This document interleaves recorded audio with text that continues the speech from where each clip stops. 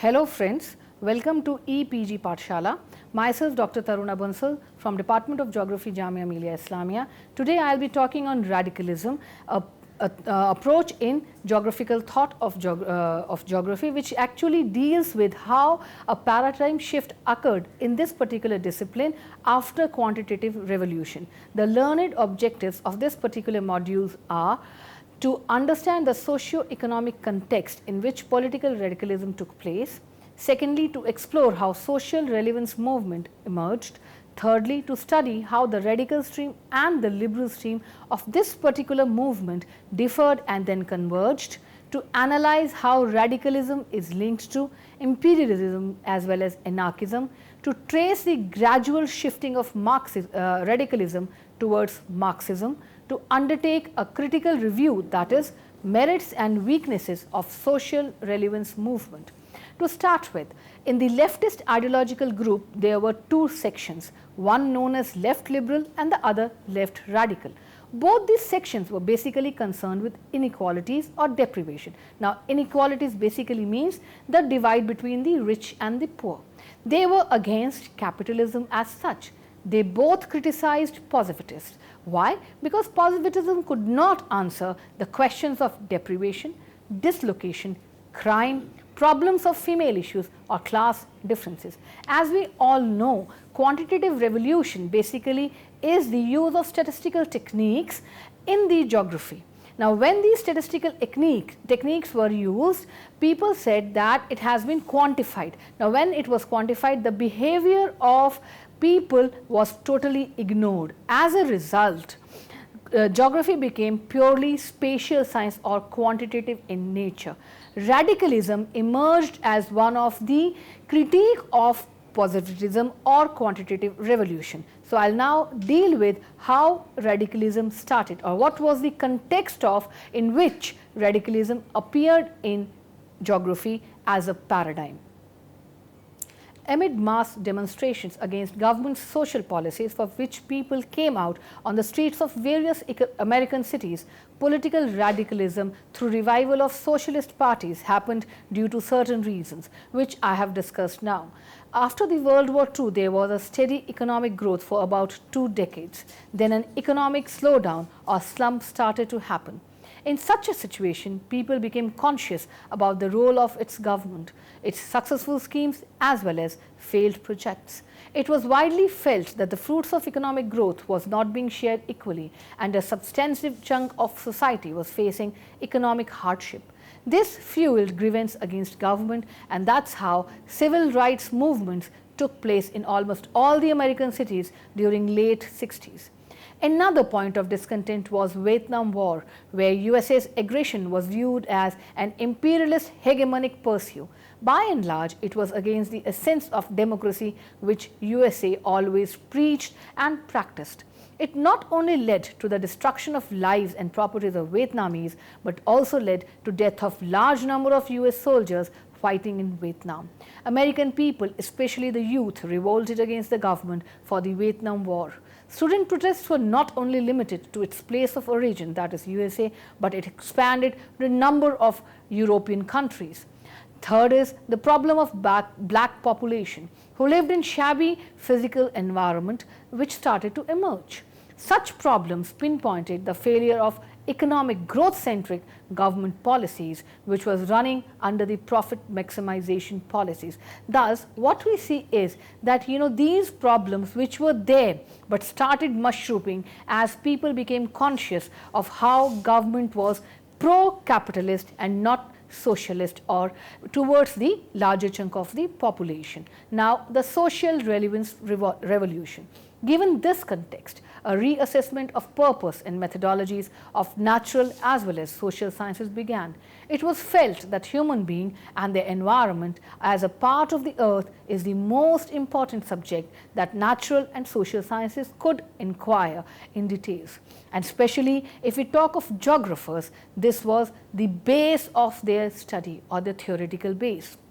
Because we all know, if we see what is geography, geography is basically the study of earth as home of man. This definition was given by Eratosthenes, who coined this term geography. Now, if we talk of geographers, the relationship between man and environment becomes very important, and especially environment not as we see as physical environment, because in most of the books you will see that they write physical environment and it has three components: one, biotic components; second, abiotic components; and third, energy. But nobody actually talks of social or cultural environment, while that is the important environment which influences man's personality to the best extent. Now, what are the components of this social environment? You know, Zelensky gave three major components. He calls them mentifacts, sociofacts, artifacts. Mentifacts, something which is man's ability. So, man has his ability to take things as he sees. So, from that particular ability, he has invented large number of technological advancements, or science has been a result of man's innovation. So, this becomes part of mentifacts. Now, when we come to sociofacts, sociofact means man's relation to society at an individual level as well as at a group level. So, when we talk of individual level, each person's caring, childbearing, the family he belongs to is the part of its social environment. But when we talk of at group level, this, the institutions where he is studying, the political institutions where he is affiliated, all these are part of sociofacts. And naturally, you see the ethos, or the the way the person has been educated is very prominently seen in that particular person's personality. Third is artifacts. Now, artifacts are very important, which can be called as cultural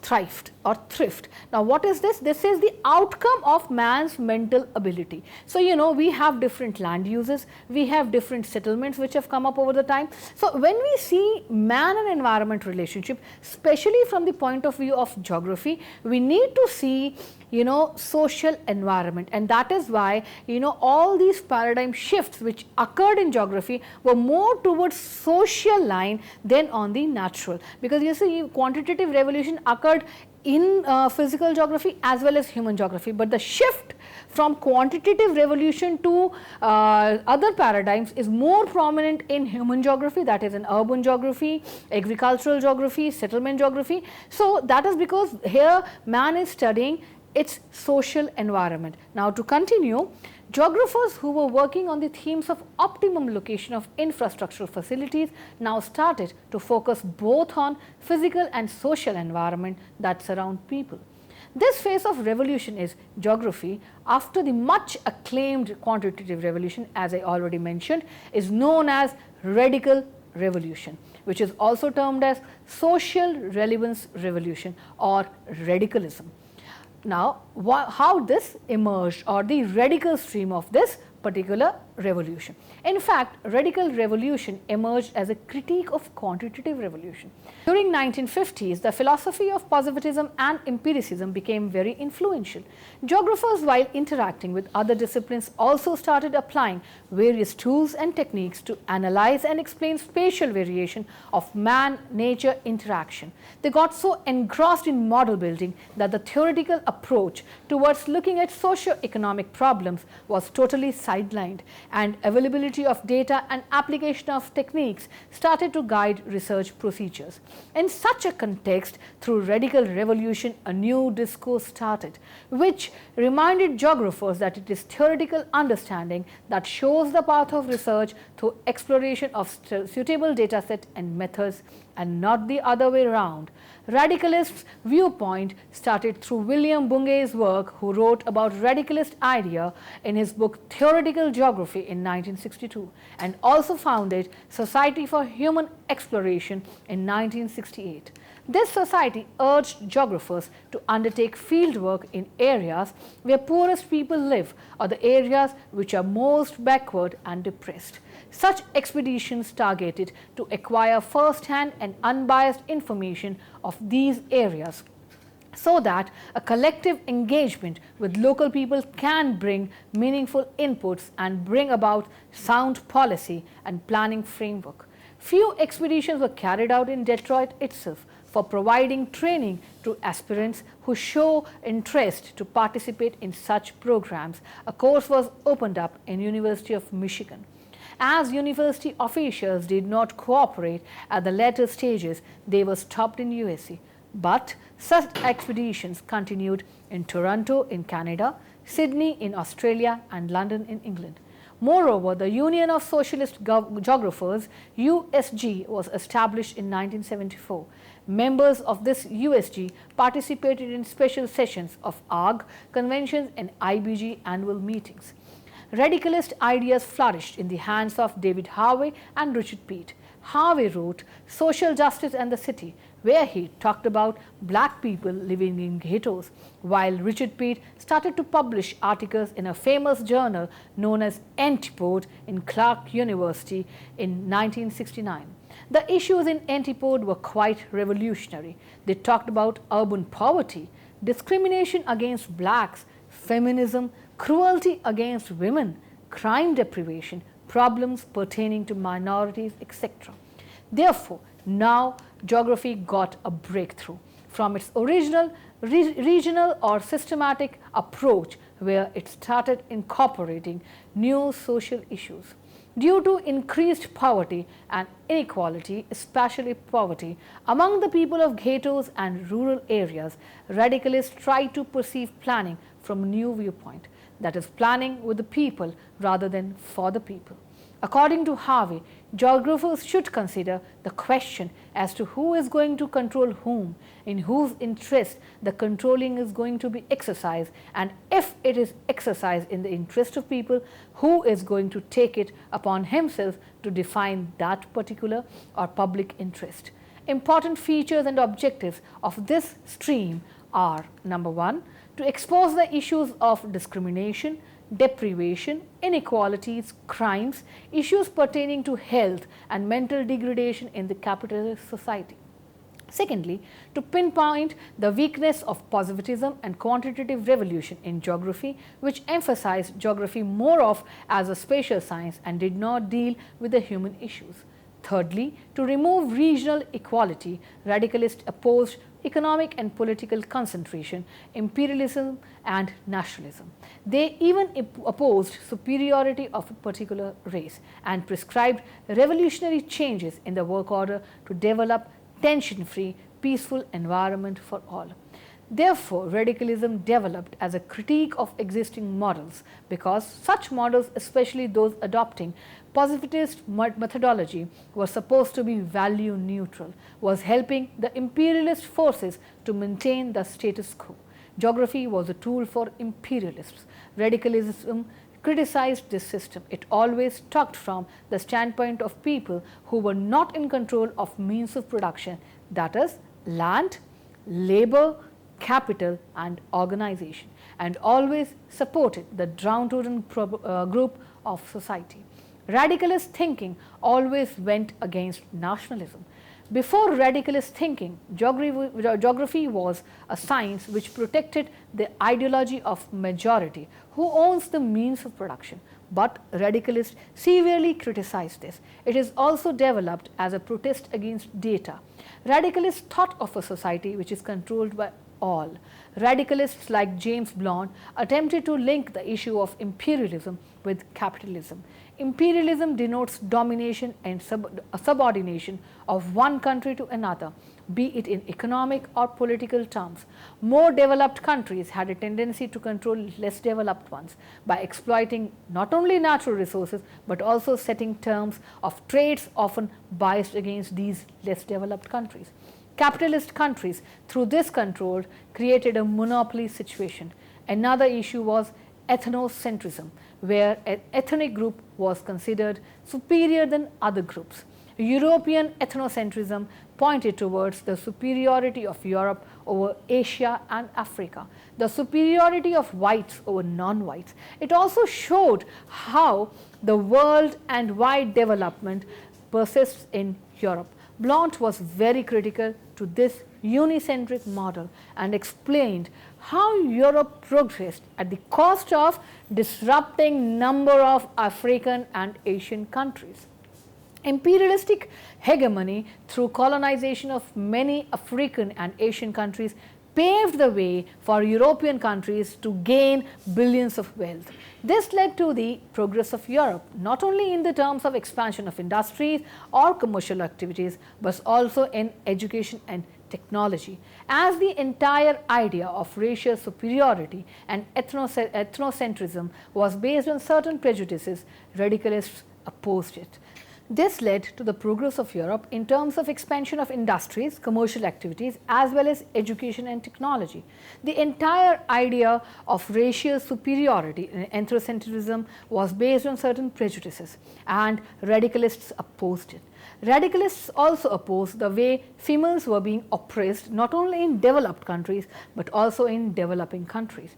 Females were found to have an unequal role in terms of decision making in households. We all know that even today, whatever work women is doing at home as a mother, as a wife, as a cook, is not regarded as a work. So basically, in terms of economy, that work is not considered to give or to benefit GDP, which we know on a personal basis is not correct. So basically, they were being systematically exploited as their role was defined from a male perspective. They had relatively less mobility and their role was defined to be restricted within household. As I said, mainly cooking and taking care of children. To a certain extent, radicalism can be linked with anarchism. Anarchism called for the removal of state and its replacement by voluntary groups of individuals. These individuals could work without external pressure and maintain social order. In a way, anarchism promotes individual liberalism and socialism. Peter Kropotkin, or Reckless, elaborated on the way by which such social orders can be maintained. Kropotkin attacked capitalism on the ground that it increased competition and inequalities. He commented that mutual cooperation and support help a society or a community to live peacefully. Cooperation-based production, decision-making at grassroots level, democracy, greater integration of short-distant workspace and living space, some ideas where radical geographers followed Kropotkin. Now we come to the liberal stream of this movement. Now what was this? Liberalism, although believes in democratic capitalism, advocates executive actions for minimizing social and spatial inequalities in the level of human well-being. It shows a commitment towards ensuring a basic minimum level of standard of living for all. Therefore, it prescribes state action in helping less privileged or downtrodden section of the human society. Statistical techniques involving multiple variables were applied to map levels of human beings. Thomson and Associates did this work in 1962. The works done by Smith in 1973 and Knox in 1975 are often referred in geographical literature. Measurement and mapping of variables related to human well-being became important, and such variables were categorized into three subsets. One, physical needs. These basically include food, shelter and health. Food can also be termed as nutrition.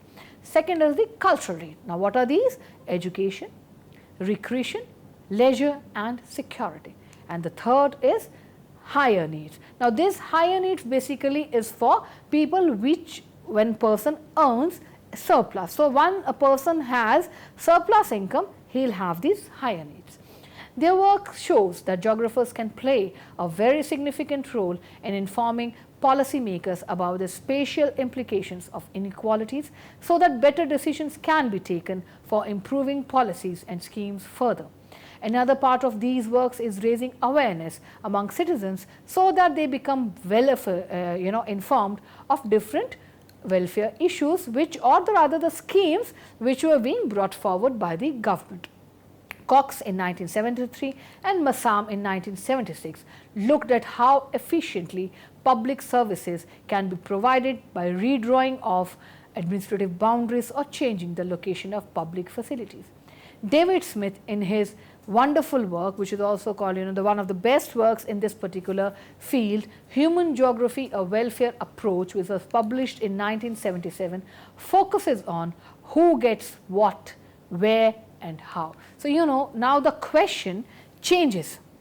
Now we are not answering the question that what is where and why it is where, but now the question is who gets what, where and how. So, the people who are not getting, who are unequal, who are basically throughout the history have been treated as downtrodden, unequal, were being taken into consideration, and this basically reoriented the goal of human geography towards making a society where spatial malpractices and injustices are done away with.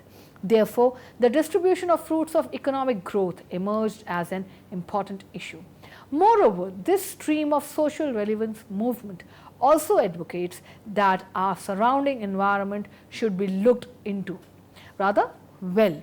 So, now not only the nature of human geography changed, but even the way one is looking or perceiving environment changed. So, after radical paradigm came into geography, the issues like environmental degradation, conservation, management were also now being discussed. Now, how this particular approach shifted towards Marxist geography, and you will be astonished to know that in large number of literature, if you read on radical geography, it is also mentioned as Marxist geography. So, now what I will be telling you is how this radical geography, which was at one time a social relevance movement, shifted towards being Marxist.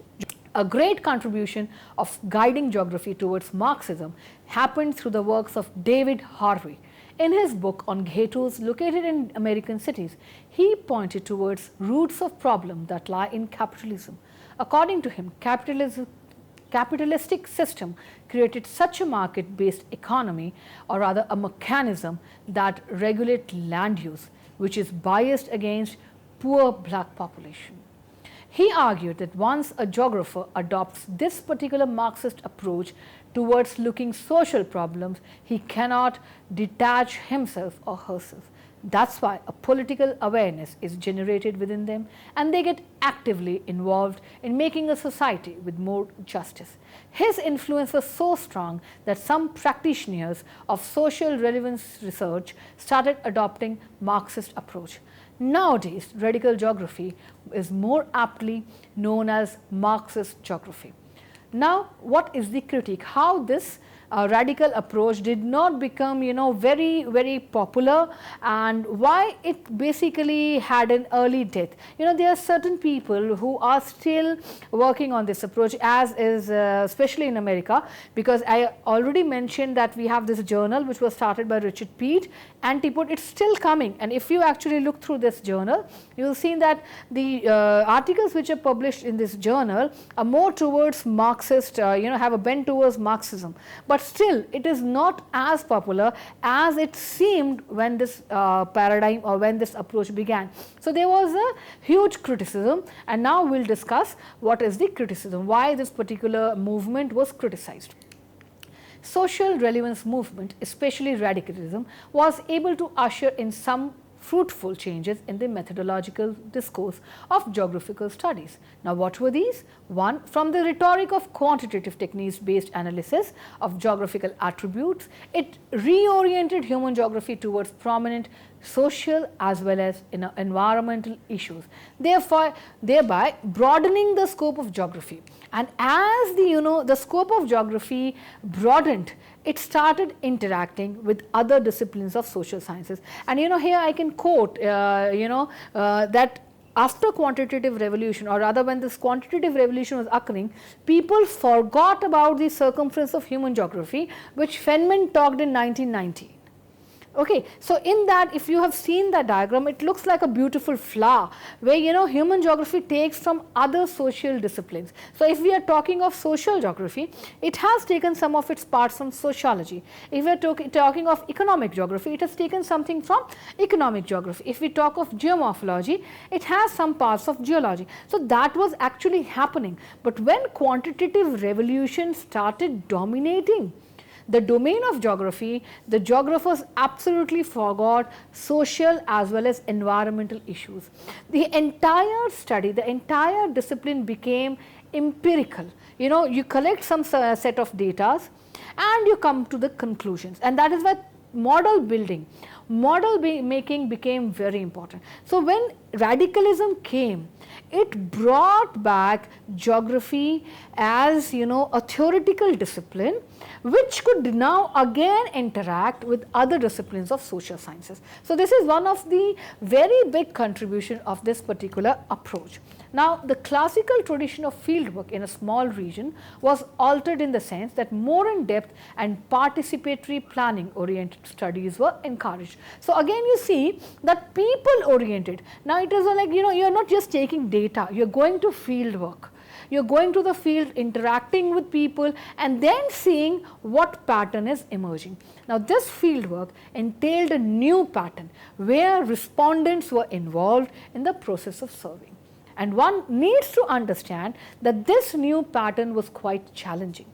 The expeditions promoted by the Society for Human Exploration could not go on extensively, but you know, there were many reasons, because you know, to have or to do fieldwork on a large scale is very difficult, because it included, it was like, you know, you had to take the past structure into confidence, but usually this does not happen, that, you know, and when you go for the survey, it's not sure that the information which respondent is giving you is true or not. So, you know, there are certain restrictions, but even though it received, you know, like large number of people did go for it, and an academic interest did develop in this process of surveying.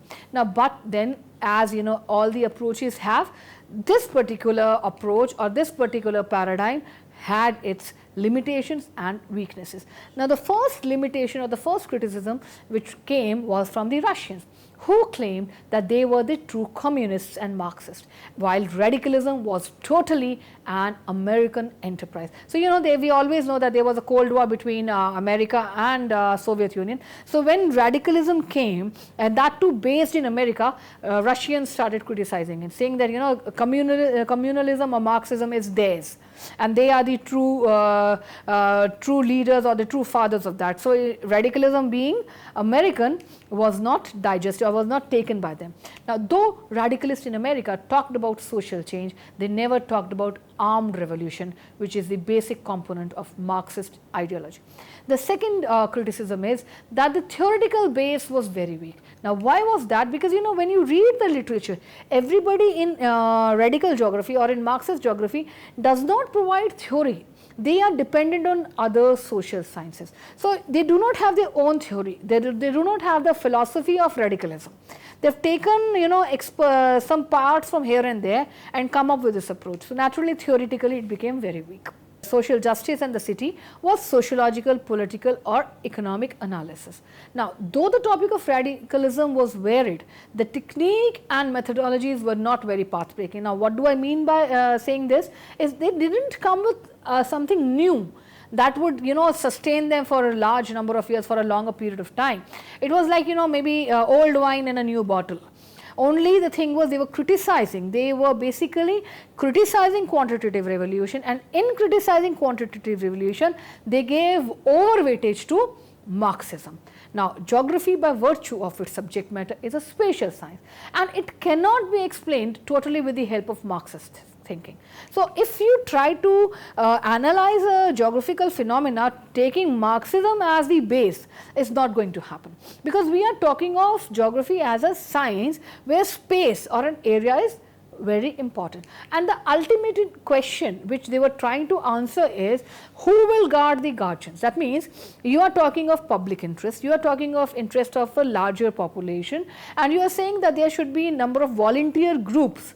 But who will guard those guardians? Now, if we see the socialist governments who followed Marx could not solve this problem, and even the problems of the oppressed class. Humanistic geographers critically, you know, criticized radicalists, because they say that more, you know, emphasis have to be given on people, not an ideology. So if you try to differentiate radical geography from humanistic geography, it will be that in humanistic geography, as the name states, emphasis is on people.